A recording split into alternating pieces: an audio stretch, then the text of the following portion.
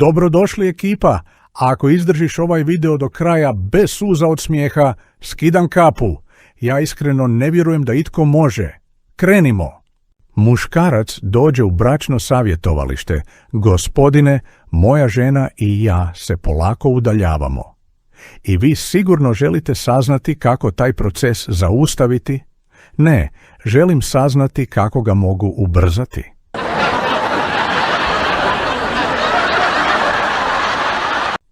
Čuo sam da je domar spavao sa svim ženama iz naše zgrade, osim s jednom, kaže muž svojoj ženi Plavuši. Da, to je sigurno ona važna s 5. kata, zaključi Plavuša.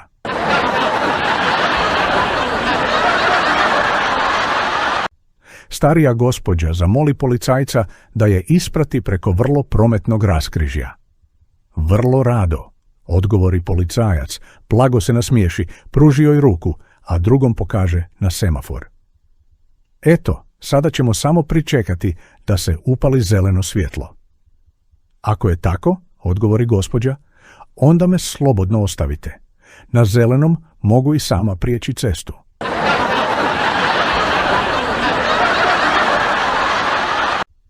Snaha i svekar se sretnu u dnevnoj sobi, a snaha se malo odmakne da prdne i kaže: ja bih voljela da ovo ostane među nama. A svekar će: nemoj, snaho, molim te, otvori prozor da što prije izađe van.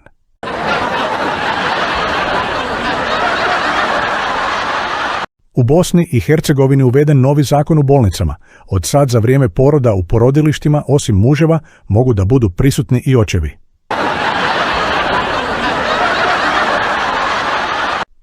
Fata. U koji WC da idem? Mujo, jesi luda? Normalno da piše Ž i M. Ja idem u žet, jer sam džentlmen, a ti ideš u M, jer si madam.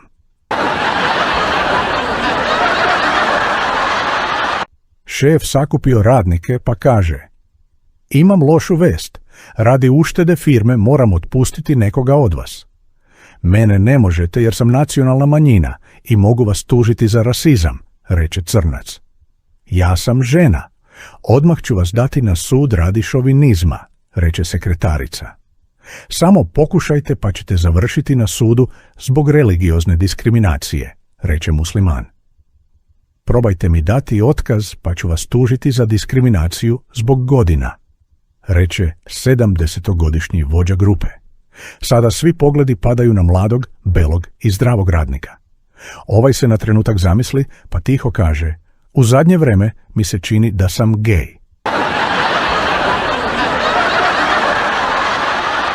Sve je manje pametnih ljudi na svetu, kaže Bosanac. Tesla umro, Newton umro, Einstein umro, a ni ja se ne osjećam baš najbolje.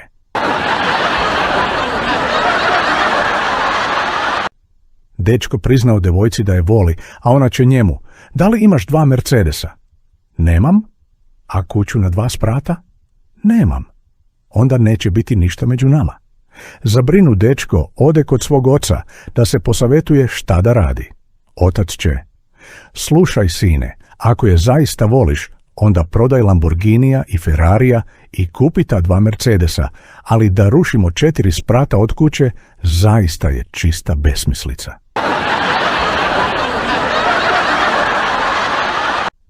Nema ugovora, nema kartica, nema skrivenih troškova. Samo jedan klik i tvoj YouTube se pretvara u mesto, gdje je smeh standard, a ozbiljnost gost, koji nikad ne ulazi. Trči policajac za Bosancem i viče mu: stoj, uhapšen si. Viče njemu Bosanac: stani ti, tebe niko ne hvata. Budi majka sina da ide u školu. On joj odgovara: neću. A zašto? Sva deca i nastavnici me mrze. Majka se razljutila te reče: sine, 52 su ti godine, idi u školu. Ti si direktor.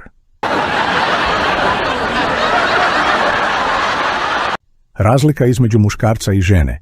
Jedno jutro dođe žena kući i čovjek je pita: gde si bila?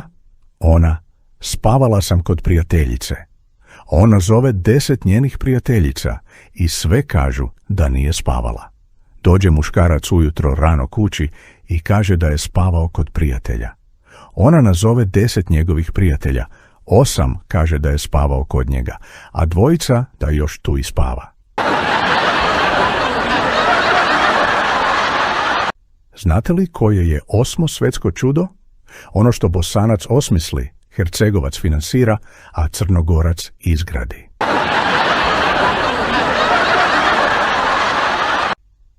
Dođe žena s posla i dere se na muža. Ti si nesposoban i majka ti je nesposobna. Čitava porodica ti je nesposobna. Kada bi bilo takmičenje u nesposobnosti, ti bi osvojio 2. mjesto. Zašto ne 1? Upita muž. Zato što si nesposoban. Nazvao mujo Fatu da je obavesti da joj je muž poginuo u granatiranju. Fato, poginuo ti muž, raznela ga granata.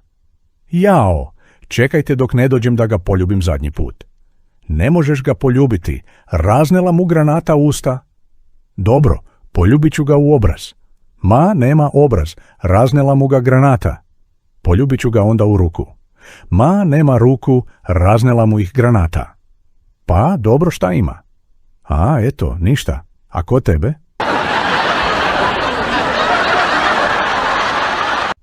Nakon 100 izbora i 100 vlada i 400 godina natezanja oko novog ustava i konačnog rješenja ustrojstva BiH, a nakon još jedne neuspješne sednice skupštine, u holu razgovaraju Bošnjak, Srbin i Hrvat. Ovako više stvarno ne može. Probali smo sve varijante, i Bošnjak da vlada, i Srbin da vlada, i Hrvat da vlada, ali ne ide pa ne ide. Stvarno nemamo više koga izabrati da vlada.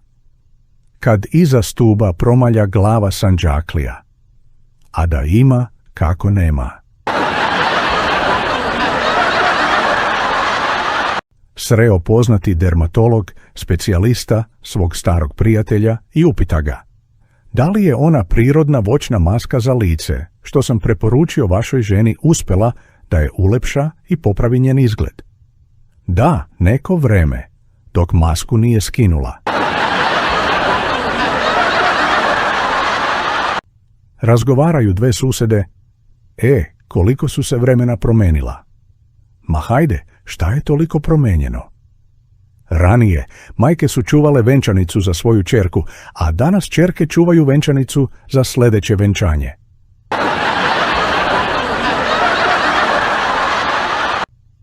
Pita profesor prava studenta na ispitu: ima li muž pravo otvoriti pismo adresirano na njegovu ženu? Student: pravo ima, ali nema hrabrosti. Poštar bakici doneo pismo i kaže: bakice, evo stiglo pismo iz Amerike. Avionom? Bakica: ne laži, vidjela sam te ja, došao si na motoru.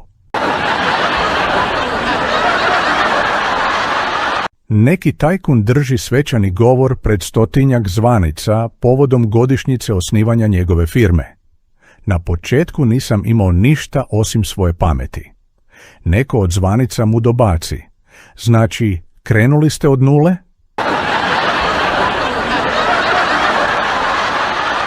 Kaže Fata Muji: znaš, uvek kad stanem na kućnu vagu, obavezno uvučem trbuh. Mujo se zbuni: a? Pa jel to pomaže? Fata se nasmeje: pomaže, moj Mujo, pomaže da vidim vagu. Usred časa učiteljica se obraća jednom Enesu: Enese, molim te, probudi tog što spava pored tebe. A Enes će začuđeno: a zašto baš ja? Budite ga vi, pa vi ste ga uspavali. Ulazi baba u autobus i kaže kondukteru: joj sine, ja stvarno nemam para za autobus, može jedno jaje? Kondukter: može baba, ulazi. Tako baba i drugi dan. 3. dana isto, a kondukter joj kaže: može baba, ulazi, ali nemoj više donositi jaja. Dolazi baba 4. dan i u ruci nosi kokošku. Ulazi u autobus i kaže kondukteru: mesečna. Ide narkoman autom i pregazi policajca i sluđen kud će, šta će, zove 192. Halo, jel to 192? Jeste. Sad ste 191.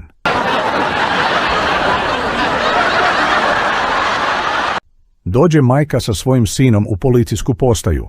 Kaže ona jednom policajcu: moj sin je stvarno glup, ne zna ni jedan posao raditi. Kaže joj policajac: kako je glup, dokažite. Kaže mama sinu: ajde, odi pogledaj je, l mama vani. Sin ode van pogledati, a jedan policajac će: stvarno je glup, mogao je pogledati kroz prozor.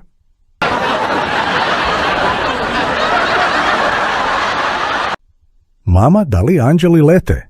Pita sinčić majku. Lete, dušo. Ja sam sinoć čuo da je tata rekao našoj novoj sobarici: anđele. Pa, kad će ona da leti? Odmah sutra ujutru, dušo.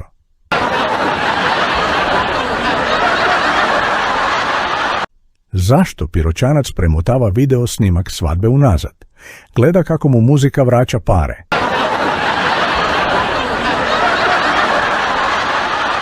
Rodi mama 2 sinova, jednog nazove ne znam, a drugog Mozak, nakon 7 godina. Učiteljica: kako se zoveš? Sin, ne znam. Ne znam. Učiteljica pita još jednom: pitam te još jednom, kako se zoveš? Ne znam. Ne znam.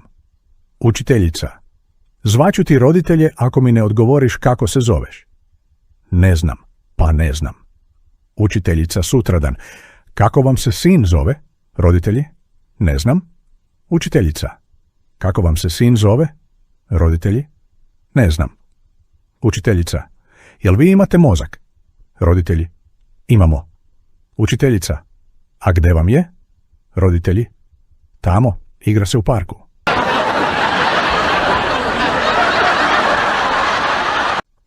Internet je kao kafana, ima svega i svačega, ali tek kad naletiš na pravu ekipu, osjećaš se kod kuće. Klikni, pretplati se i sedi s nama za 100, ovdje je uvek veselo. Doktore, napokon sam kupio slušni aparat. Izvrsno.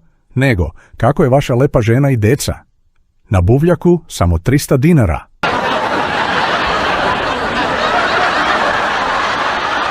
Pitao neki čovjek hođu: hođa, jel istina da pre svakog posla treba proučiti bismilu? Da, istina je. A jela, hođa, trebam li proučiti bismilu kad hoću nešto da ukradem? Hođa se zamisli pa reče: ne treba, ne učim ni ja tad bismilu.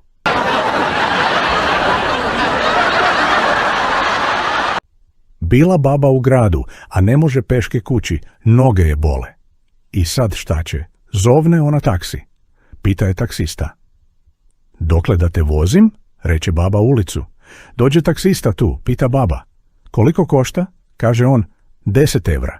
Vadi baba 5 evra. Kaže on: baba, nije 5 nego 10. A baba na to: pa šta hoćeš, i ti se vozio.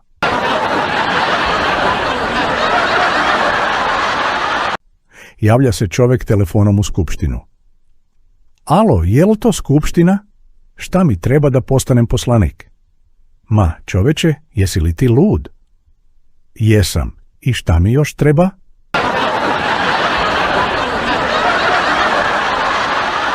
Došao Bosanac u vrtić po svog sina i kaže vaspitačici: dajte mi malog Marka. Kog Marka? Imamo ih 3. Ma, dajte bilo kog, ionako ću ga sutra vratiti.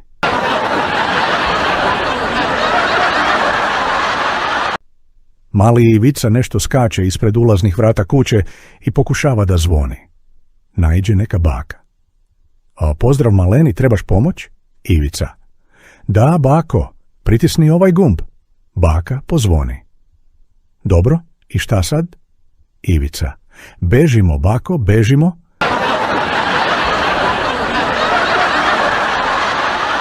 Lekari dolaze u ludnicu kako bi utvrdili da li ima izlečenih pacijenata koje bi pustili. Ređaju ih u red i postavljaju isto pitanje. Koliko je 2 plus 2? Prvi odgovara utorak, drugi 300, tek će treći 4. Doktori, vidno oduševljeni, pitaju pacijenta kako on to zna. Na to će on: pa utorak 300 jednako je 4.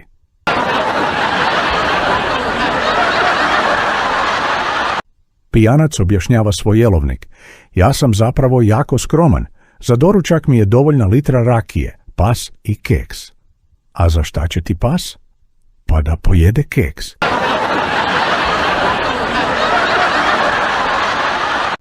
Piše Fata mami: draga mama, mi smo dobro. Bili smo u nedjelju u Doboju na vašaru i kad smo krenuli kući, naišli neki mangupi, mene silovali, a muju pretukli. Piše Fata mami za nedjelju dana: draga mama, mi smo dobro. Bili u nedjelju u Travniku na vašaru i kad smo krenuli kući, naišli neki mangupi, mene silovali, a muju opet pretukli. Za još nedjelju dana: draga mama, mi smo dobro. U nedjelju će u Tesliću vašar. Ja bi išla, a mujo se nečka.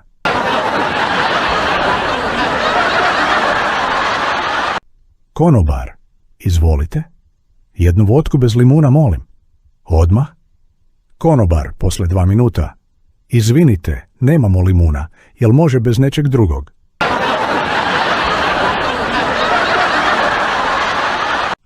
Dok je žena ležala sa ljubavnikom, odjednom se čuju vrata. To je moj muž, brzo idi u ćošak. Ljubavnik je začuđeno pogleda, ali je posluša. Žena ga brzo premaže kremom i pospe ga belim prahom. U tom momentu ulazi muž. Šta je ovo? Ma vidjela sam kod komšinice ovakav isti kip i svideo mi se toliko da sam morala da ga imam. I tako ljubavnik provede ceo dan i čitavu noć kao kip. Sljedećeg jutra priđe mu muž sa doručkom i reče: evo uzmi, tako sam i ja proveo 3 dana kod komšinice, a niko mi ni čašu vode nije ponudio. Dobrodošla! Pozdravi mujo svoju punicu na ulaznim vratima. Koliko ćete ostati kod nas? Dok vam ne dosadim. Aha, znači samo ovako nakratko ste svratili.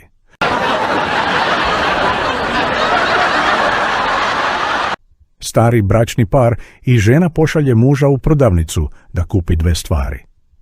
Molim te, upamti 2 stvari. Hleb i mleko. Hleb i mleko. Ponavljaj da ne zaboraviš. Stari ponavlja, ali kad je ušao u prodavnicu, zaboravio i kupio četkicu za zube. Vratio se doma, žena sva iznervirana, pa mu odbrusi: matore, stari, nisi mogao upamtiti 2 stvari. Kupio si četkicu, a gde je kaladont?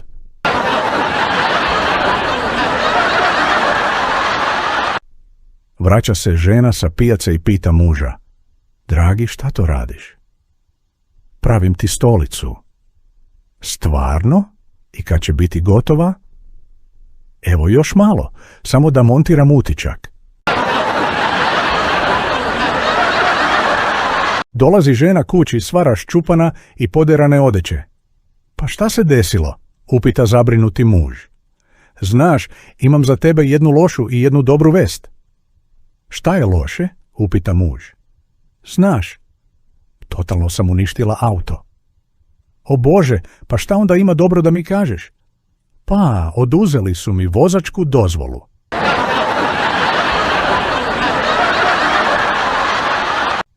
Vraća se Živana kući sva zajapurena i sa vrata kaže Peri: Pero moj, danas mi jedan na pijaci reče da sam prostitutka.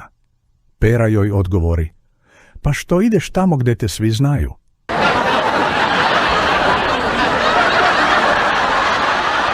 Došao Piroćanac u opštinu i pita da li može da promeni ženino ime. Može. A zašto ona nije došla? Pitaju ga u opštini. Preminula je pre 5 godina i zato nije mogla da dođe. A zašto bi joj ti sad menjao ime? Pa hteo bih da kupim jedan polovan nadgrobni spomenik. Sve se na njemu slaže, izuzev imena.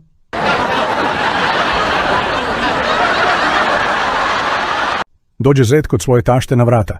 Kaže tašta: šta je bilo, zete? Otkud ti? Zet: posvađao sam se sa tvojom ćerkom. Tašta: i šta ti je rekla? Zet: da idem do đavola.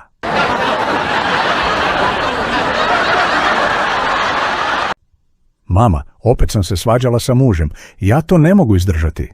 Doći ću živjeti s tobom. Ne, draga, on mora platiti za svoje greške. Ja ću doći živjeti s vama.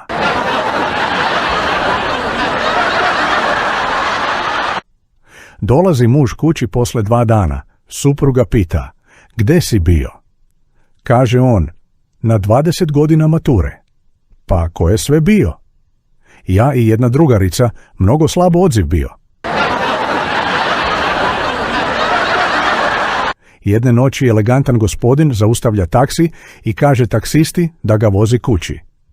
Na putu do kuće spazi lepo odevenu damu kako ulazi u sumnjivi noćni klub i odmah zamoli taksistu da se okrene i parkira pored kluba. Kad su se parkirali, vadi novčanik i kaže vozaču: za tebe imam 100 eura ako uđeš u klub i izbaciš onu damu u crvenoj haljini što je sad ušla. To je moja žena. Taksista prihvati ponudu, uđe u klub i izlazi posle 10 minuta sa ženom koju je vukao za kosu i udarao. Gospodin malo bolje pogleda i opazi da je žena obučena u zeleno, pa vikne iz taksija: alo, ma nije to moja žena. Taksista, sav zadihan, odgovori: tiho, prijatelju, to je moja. Sad idem po tvoju.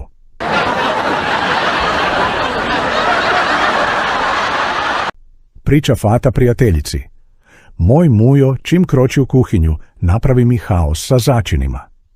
Kako misliš? Pa prvo mi posoli pamet, onda mi digne šećer, a na kraju mi sve to još i zabiberi.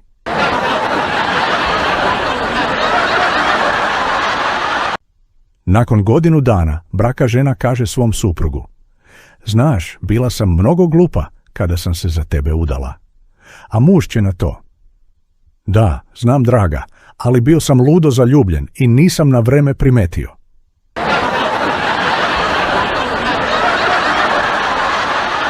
Plavušu zabolio zub i ona ode kod zubara. Kroz prepunu čekaonicu prođe do prijemnog šaltera i požali se sestri da je jako boli zub. Sestra joj odgovori: budite malo strpljivi, danas je gužva, evo vam redni broj i pričekajte oko pola sata. Poslije pola sata plavuša se obrati sestri: oprostite, prošlo je pola sata, a mene i dalje boli zub.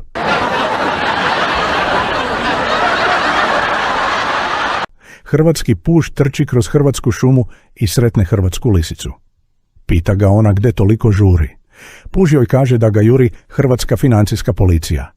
Pita ga lija: zašto bi tebe jurili?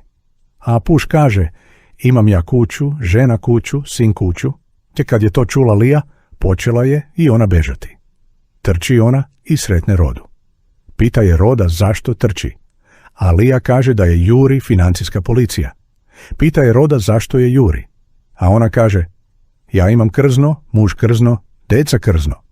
Kad je to čula Roda, počne i ona trčati. Naleti na majmuna, a on je pita od koga beži. Roda mu kaže: od financijske policije, jer ona živi na visokoj nozi, muž na visokoj nozi, deca na visokoj nozi. Počne i majmun trčati, pa ga pitaju zašto pak on trči. A on im kaže: uvek mi gologuzi prvi najebemo, pa to valjda znaš.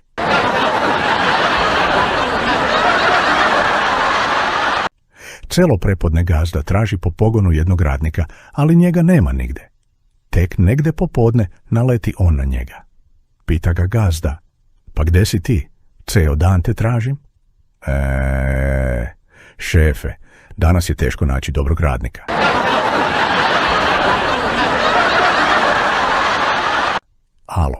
Alo, Rod. Pa gde ste? Evo idemo na more, sipa smo benzin, pa nastavi smo. Ama, vrati se po mene na pumpu i ja bio u kolima.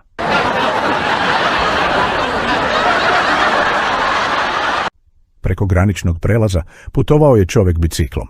Carinik ga je upitao: imate li šta za carinjenje? Ne. A šta imate u kesi na prtljažniku? Pesak? Pri kontroli je carinik utvrdio da je u kesi zaista pesak.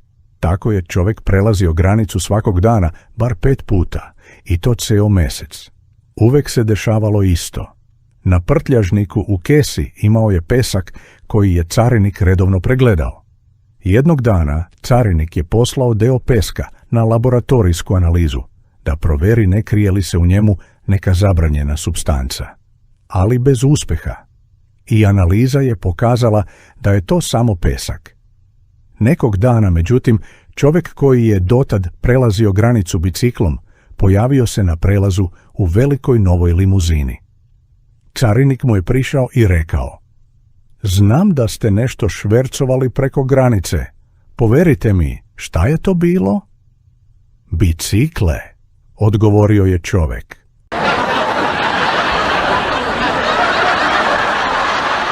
Koliko puta ti se desilo da ti dan krene naopako? Gužva, posao, obaveze, loše vesti i pomisliš da ti ništa ne može popraviti raspoloženje? A onda naiđeš na vic koji te natera da se nasmeješ naglas i odjednom sve izgleda lakše. Upravo to ti nudimo ovdje. Ne moraš više slučajno da nas tražiš, niti da se nadaš da ćeš naleteti na foru u pravom trenutku. Klikni pretplati se i smeh će dolaziti pravo do tebe, baš kad ti je najpotrebniji. Bez komplikacija, bez ikakvih obaveza, samo osmeh koji ti redovno stiže na ekran.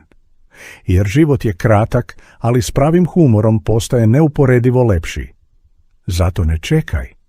Klikni sad i osiguraj da ti nikad ne ponestane dobrih viceva.